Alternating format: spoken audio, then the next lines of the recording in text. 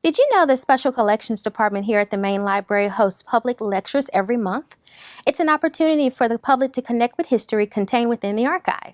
If you love the theater, you'll love this program. We're at the main library at Goodwood for the History of Theatre Baton Rouge lecture led by theater archivist Travis Williams. Let's check it out. If you were looking for a birth date of Theatre Baton Rouge, this would be your date. I am Travis Williams. I am a longtime volunteer of Theatre Baton Rouge, and I'm also a professional archivist. This is the date that a group of people who had come together in town said, you know what?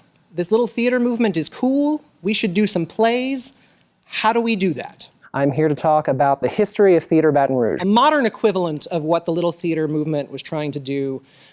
Think of independent film festivals as compared to summer blockbusters. So what you would see at an independent film festival is something that's maybe a little more intellectually challenging than just your basic action movie.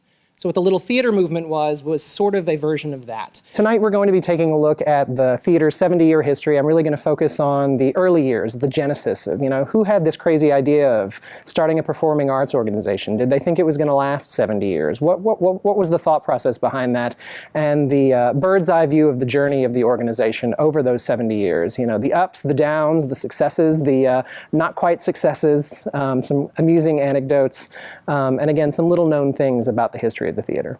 Travis was certainly the man for the task, an avid Theatre Baton Rouge member and now archivist at the LSU Law School. He loves the arts and he knows his history. I actually stumbled upon this fact when I was doing my graduate assistantship at LSU's Hill Memorial Library, because they have Professor Coates' papers, and they have a lot of his wife's theater materials, which is actually what this is a picture of. I think people take a tremendous amount of pride in the work they do at the theater, be it on stage, backstage, even in the front of the house. And that's something that's a hard thing to find, is something that gives you a real sense of pride and accomplishment. So the theater's wonderful at doing that. Their first production, The Male Animal, was later that year, formed in April for a show in December. It was about free speech on a college campus with a subplot about football.